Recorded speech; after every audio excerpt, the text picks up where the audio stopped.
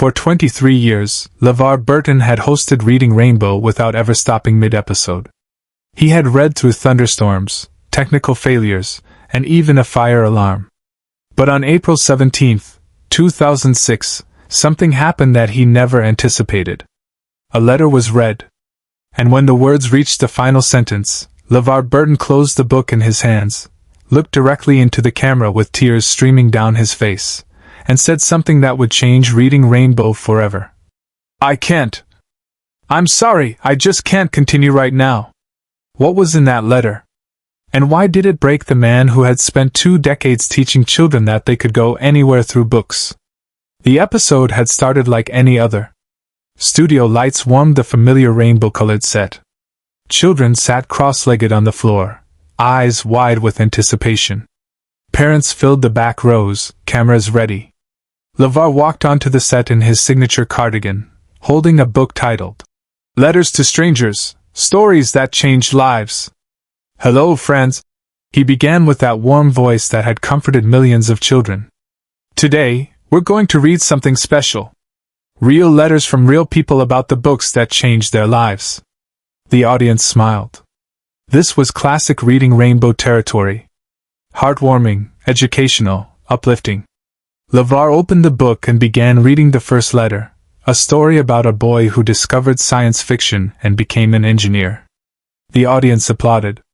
He read a second letter, a grandmother who learned to read at 70. More applause. Then he reached the third letter. LeVar didn't know it yet, but his hands were holding the words that would stop the show. "This next letter," he said, adjusting his reading glasses, "is from someone named Sarah. She was 8 years old when she wrote this." His voice carried that gentle authority that made children feel safe. "Let me read it to you," he began. "Dear Reading Rainbow, my name is Sarah and I am 8 years old. I want to tell you about my mom." The studio remained cheerful. Backstage, producers checked their monitors. Everything seemed routine. LeVar continued, "My mom used to read to me every night. She had a special voice for every character. When she read Where the Wild Things Are, she would growl like the monsters. When she read Charlotte's Web, she would make her voice tiny for Charlotte." Parents in the audience smiled knowingly. This was the magic of reading with children. "But then my mom got sick. The doctors said she had cancer. She couldn't read to me anymore because she was too tired. I would bring books to her hospital bed, but she would just cry." The smile on LeVar's face began to fade. His reading pace slowed. The lightness in his voice transformed into something heavier. Children in the front row sat very still, sensing the shift. "One day, I brought my favorite book to the hospital. It was the book about the rainbow that goes everywhere. My mom looked at it and said, 'I'm sorry, honey. I can't read it to you anymore.'" LeVar's hands began to tremble slightly. He gripped the book tighter. "I told her it was okay. I told her I could read it to her. So I did. I read the whole book out loud while she held my hand. She closed her eyes and smiled. When I finished, she said, 'You have the most beautiful reading voice in the world.'" The audience had gone completely silent. Not a single cough, not a whisper. LeVar's voice cracked as he read the next line. "That was the last time my mom heard me read. She died 2 days later." He stopped. His eyes remained fixed on the page, but his voice had disappeared. The camera captured everything, the way his jaw tightened, the way he blinked rapidly, trying to hold back what was coming. The letter continued, and LeVar forced himself to read on. "After she died, I didn't want to read anymore. Reading made me think of her. It hurt too much. My dad tried to read to me, but it wasn't the same. My teacher tried. My grandma tried. But every time someone opened a book, I just saw my mom's face in the hospital bed." LeVar closed the book. The room fell silent. He set it down on the chair beside him, removed his glasses, and covered his face with both hands. His shoulders shook. 23 years of professional composure shattered in that single moment. The production team froze. Cameras continued rolling, but no one knew what to do. This wasn't in the script. This wasn't supposed to happen. Reading Rainbow was about joy, about adventure, about possibility. Not this. Never this. But LeVar wasn't finished with the letter. He looked up, tears visible on his face, and picked the book back up. His voice was barely above a whisper. I need to finish this. Sarah needs me to finish this. The audience leaned forward.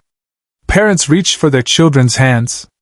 Something profound was happening, and everyone in that studio understood they were witnessing something that transcended television. LeVar cleared his throat and continued. Then one day, I was at my friend's house. Her mom was making lunch, and Reading Rainbow was on TV. You were on TV, Mr. Burton. You were reading a book about a girl who was sad. He paused, steadying his breath. You said something I will never forget. You looked right at the camera and said, books don't take away our sadness. They sit with us in our sadness. They keep us company when we feel alone. When you said that, I started crying. And I couldn't stop. LeVar's voice broke completely. He had to stop again. A little girl in the front row stood up. She couldn't have been more than 6 years old. Without asking permission, without hesitation, she walked directly to LeVar and wrapped her small arms around him. LeVar looked down at this child, a complete stranger, offering him comfort in his moment of vulnerability. He held her gently, and the two of them stood there, connected by the shared language of grief that books somehow make bearable. The studio erupted in tears. Cameras kept rolling. This moment was too important to stop. Subscribe and leave a comment, because the most powerful part of this story is still ahead. After a long moment, LeVar composed himself enough to finish the letter. The little girl stayed by his side, holding his hand. After I heard you say that, Mr. Burton, I asked my dad if we could get that book from the library. We did. And that night I read it out loud, just like I used to read to my mom. I pretended she was listening. And you know what? It didn't hurt as much anymore. LeVar's voice grew stronger, fueled by something beyond his own strength. Now I read every day. Sometimes I read to my dad. Sometimes I read to my cat. Sometimes I read to the empty chair where my mom used to sit. And every time I read, I hear her voice telling me that I have the most beautiful reading voice in the world. He read the final lines. Thank you, Mr. Burton. Thank you for teaching me that books can hold sadness and turn it into something beautiful. Thank you for keeping my mom's memory alive every time I turn a page. You saved reading for me. And maybe you saved me too. Love, Sarah. LeVar Burton closed the book. The room fell silent. But this silence was different. It wasn't the silence of shock or discomfort. It was the silence of reverence. The silence that follows truth spoken aloud. LeVar looked directly into the camera. His eyes were red, but his voice was clear. Sarah, wherever you are, I want you to know something. Your mother gave you the greatest gift anyone can give. She taught you that stories matter. That words matter. That reading isn't just about escaping our world, it's about understanding it. He held up the book. This letter you wrote? It's not just words on a page anymore. It's proof that love doesn't end when someone dies. It transforms. It lives in the stories we tell, the books we read, the voices we carry with us. The little girl beside him squeezed his hand. LeVar knelt down to her level. And you, he said softly to the child. Thank you for reminding me why we do this show. Books don't just teach us to read. They teach us to feel. To connect. To be human. He stood up and addressed the entire studio audience, but really, he was speaking to every child who had ever felt alone. If you're watching this and you've lost someone you love, I want you to know something. The books they read to you, the stories they shared, those are still yours. They're waiting for you whenever you're ready. And when you open those pages, your loved one is right there with you, in every word. The studio audience rose to their feet. But they weren't applauding. They were crying. Parents held their children. Strangers hugged. The camera crew, hardened professionals who had filmed hundreds of episodes, wiped their eyes behind their equipment. LeVar turned to the production booth. We need to take a break, he said. I need a moment. The director nodded. For the first time in Reading Rainbow's history, they stopped filming mid-episode. Behind the pages, he shared something no one expected. During the 20-minute break, something remarkable happened. Children began bringing books from the studio's reading corner to LeVar.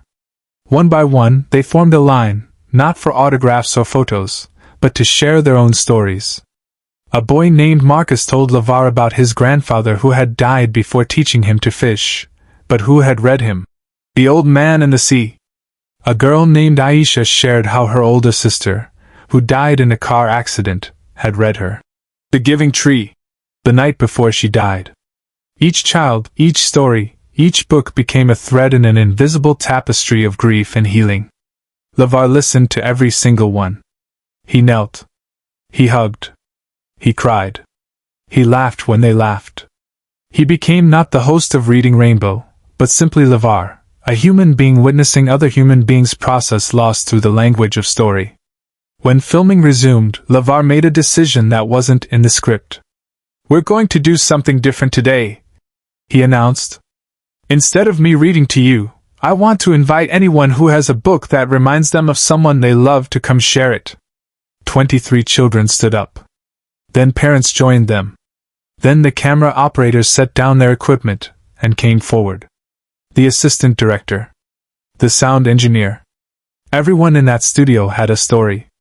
But this is the moment that transformed Reading Rainbow forever. LeVar created space for each person. He didn't rush them. He didn't edit them. He let them speak their truth, hold their books, honor their dead through the act of remembering. One mother brought, "Good night, Moon. I read this to my daughter every night before she died of leukemia," she said, her voice breaking. She was 3 years old. LeVar held her hand while she cried. "Tell me about her favorite part," he said gently. The woman smiled through her tears. She loved the goodnight noises everywhere. She would shout everywhere, as loud as she could. LeVar looked at the children in the audience. "Can we say it together? For her daughter?" The entire studio shouted. "Goodnight noises everywhere." The mother collapsed into LeVar's arms, sobbing, but also laughing. "Thank you," she whispered. "No one ever lets me talk about her anymore." Share and subscribe. Make sure this story is never forgotten. That episode never aired in its original form. PBS deemed it too intense for children's programming. But LeVar fought for it. He argued that children were already living with grief, already experiencing loss. What they needed wasn't protection from sadness. They needed permission to feel it. After months of negotiation, a modified version aired. The network removed some of the more intense crying, softened some of the rawness. But LeVar insisted on keeping Sarah's letter complete. He insisted on keeping his own breakdown visible. "Children need to see that adults cry," he told the producers. "They need to know that grief is normal. That books can help us carry it." The episode, titled "Letters That Changed Us," became the most watched Reading Rainbow episode in the show's history. Letters poured into the studio, thousands of them. Adults who had grown up with Reading Rainbow wrote to say they had never felt permission to grieve until they saw LeVar cry on television. Sarah's letter changed more than just LeVar Burton. 3 years after that episode aired, LeVar received a package. Inside was a book, a children's book with watercolor illustrations. The title was The Reading Voice. It was written and illustrated by Sarah. Now 11 years old, she had created a book about a girl who learns to read to her mother in the hospital, and how that reading voice becomes a superpower that keeps love alive even after death. In the dedication, she wrote, "For Mr. Burton, who taught me that the bravest thing we can do is keep reading." LeVar Burton kept that book on his desk for the rest of his career. Whenever he doubted the impact of Reading Rainbow, whenever he wondered if children's television mattered, he would open to that dedication and remember the day he couldn't continue reading. Because sometimes the most powerful thing we can do is stop. To acknowledge that some stories are too heavy to carry alone. To let our hearts break open so that others know their broken hearts are not strange or wrong or shameful. The letter that stopped the show became the story that saved it. Reading Rainbow ended its original run in 2006, but that episode, that moment of raw humanity, ensured its legacy would endure. When LeVar launched the Reading Rainbow digital app years later, he included Sarah's letter in the very first episode. "This is why we read," he said in the app's introduction. "Not to escape our lives, but to understand them. Not to forget our loved ones, but to keep them alive in every story we tell." Today, The Reading Voice by Sarah Mitchell sits in libraries across America. On the back cover, there's a note from LeVar Burton. "Some books change how we read. This book changed why we read." And somewhere, in a quiet room, a child who has lost someone they love picks up a book and begins to read aloud, their voice shaking but determined, keeping alive the most important story of all, the story of love that survives even death, carried forward in the simple, sacred act of reading. Because that's the magic of books. They don't erase our sadness. They transform it into something we can share. Something we can carry. Something that connects us to everyone who has ever loved and lost, and found the courage to turn the page anyway. And that's the real lesson LeVar Burton taught us that day. Not that books take us away from our pain, but that they walk through it with us. That every story we read is a conversation with everyone who has ever felt what we feel.